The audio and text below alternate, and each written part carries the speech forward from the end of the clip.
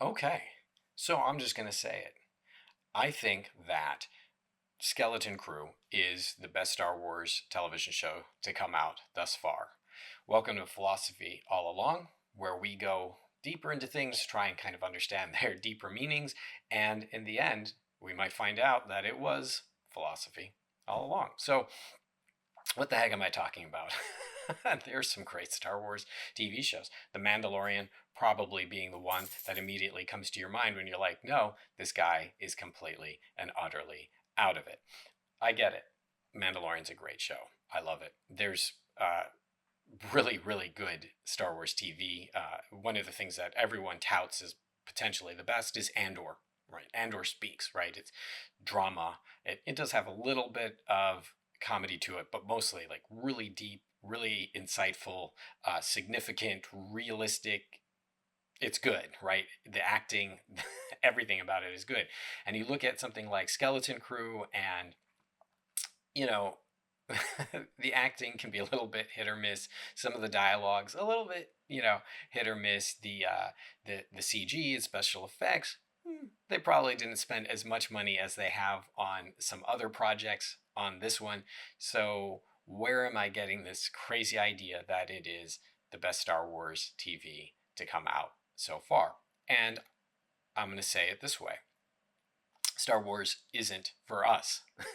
If you're watching this right now, it is probably the fact that you are an adult, right? You are like me, getting up there in age, at least to some degree. You are not a child.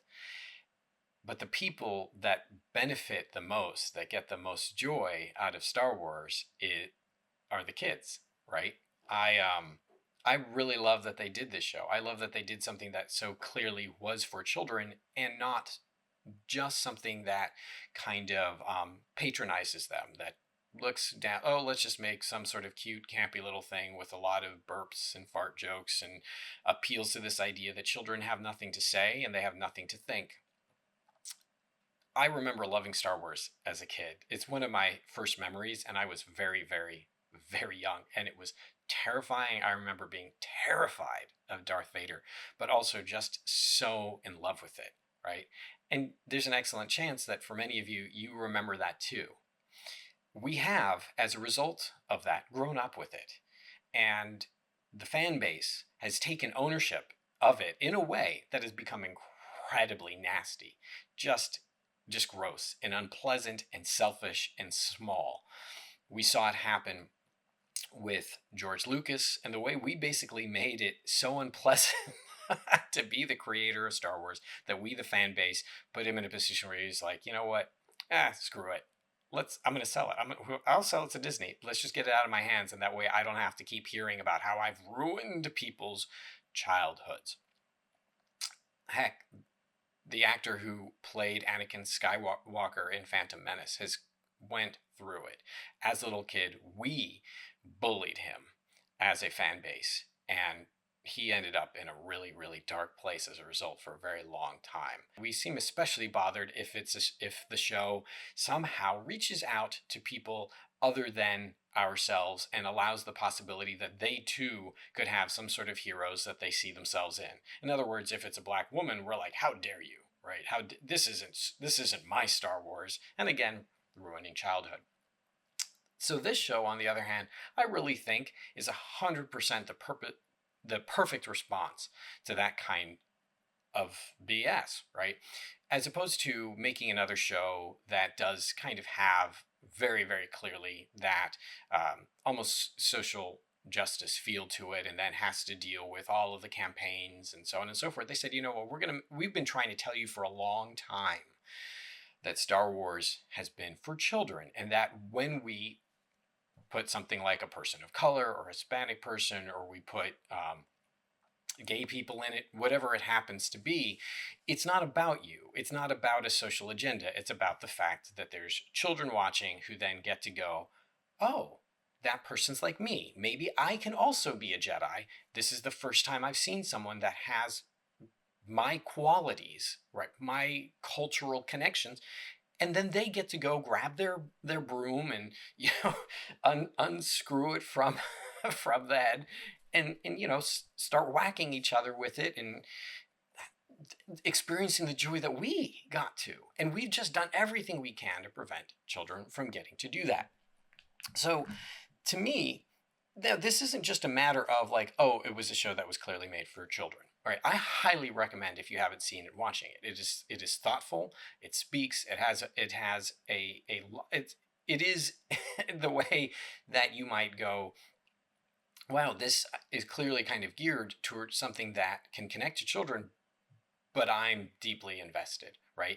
There's some predictable tropes for sure, but there's also twists and turns that will surprise you, and it's a lot of fun, ranging from the music, which pulls in all of these cool kind of pirate themes, to gestures towards films like The Goonies and Stephen King in its structure and in its cinematography. It's really very, very good and very fun. But most importantly, it is something where children get to watch it and see children being heroes, seeing children make difficult decisions, and seeing children be told, give up your fables and grow up. And that, I think, is a direct response to the whole complaint that we, as the adult fan base, have had. That we basically, by saying that Star Wars should be this dark and gritty, kind of Andor-esque, let's be honest, kind of a thing, right? That we have kind of taken away this idea that Star Wars is something that gives hope, and not to us. We're jaded. We know there's no hope. It's all right. You hit a certain age, you're like, oh, okay, yeah, no, I see where this is going. I can see the dark at the end of the tunnel. But the children are not there yet. They have hope. They can impact the world. They can make changes. Perhaps they'll make it better than us. That's literally how the whole thing starts, with a new hope with the youth. And so this show very intentionally casts a villainous adult as our main antagonist, and that villainous adult is telling them that they need to grow up and give up their hope, give up the idea that they can do good, that there is good out in the world to pursue, that it's worth making significant sacrifices that come at a cost for oneself in order to try and make the universe a better place. And these children, as a unified front, are saying no. And I think in doing that, they're also saying no to us, right? That the show, at the end of the day, is saying to the fan base, it isn't for you. It is for us. And that includes, as much as I hate to say it, the Jar Jar Binks of the world. I remember just hating him as someone who had grown up with the original films. And it's wild, though, as time went on, to meet people who were younger than me who had grown up with the prequel trilogy, and they were like, oh yeah, I loved Jar Jar as a kid, in the same way that I loved the Ewoks as a kid. And this show, I think, is way better than that, where, and forgive me for this, the Ewoks pander, and Jar Jar clearly panders, and for some of you, Rey, I guess, panders. This show doesn't, I think, pander in the same way. It doesn't kind of just put something out there that's like, oh, look, kids, this one's for you. This one character is for you. It is, this show is for you. And for my part, I celebrate that. Let's continue to make lots of Star Wars stories, including some of the grittier ones, the Andors. Let's stop canceling some of the ones that share things that we don't always personally agree with, like Acolyte. It doesn't always have to go backwards, right? It doesn't always have to go back to Obi-Wan Kenobi. It doesn't always have to go back to the things that we loved or liked. It doesn't always have to go back.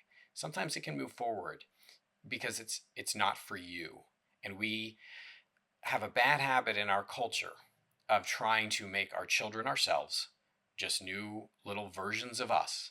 And in so doing, erasing their choices and erasing their future, and not giving them the opportunity to find something new that they love. The comedy of assuming that your children would love the Star Wars that you love, without kind of also being like, well,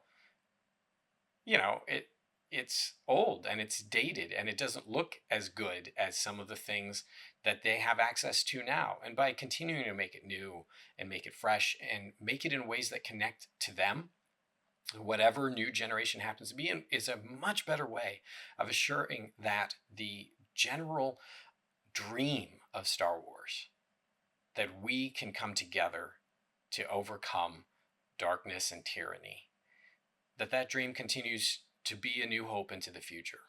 So with that, I encourage you to watch the show. I also beg you, please like and subscribe, share it with 2 other people, and have a great day. Thanks so much for watching.